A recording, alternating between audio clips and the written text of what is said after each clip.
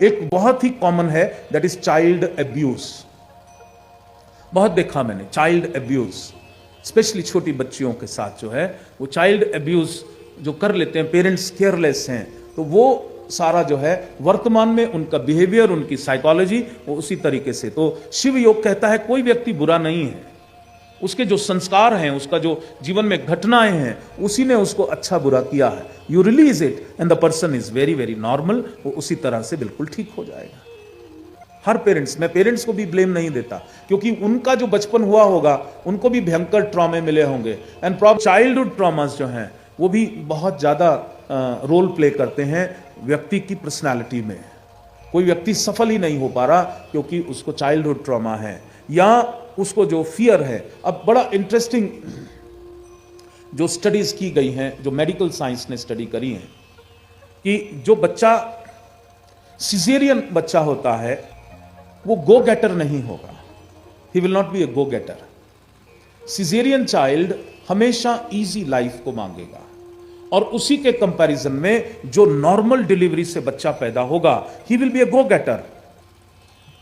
दूसरा, जो बच्चे को एकदम पैदा होते ही ट्रे में रखते हैं, वो वार्म मदर के वूम से आया है, और ठंडी ट्रे में जैसे ही रखा तो उसके अंदर इरिटेशन। ऐसे लोग आपने देखे होंगे कि कोई भी बात आप करो तो पहला रिस्पॉन्स इज इरिटेशन, क्या बात है।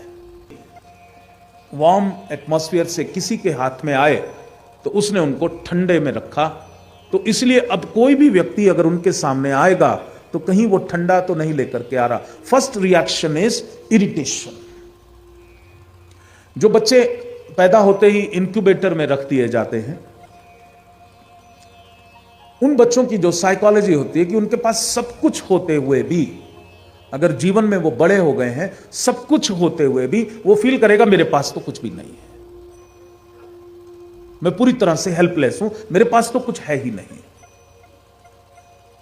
क्योंकि मां के पास से बच्चे को छीन करके इंक्यूबेटर में डाल दिया, ही इज टोटली हेल्पलेस, और वो फीलिंग प्रिवेल करती है जब वो बड़ा हो जाता है बच्चा।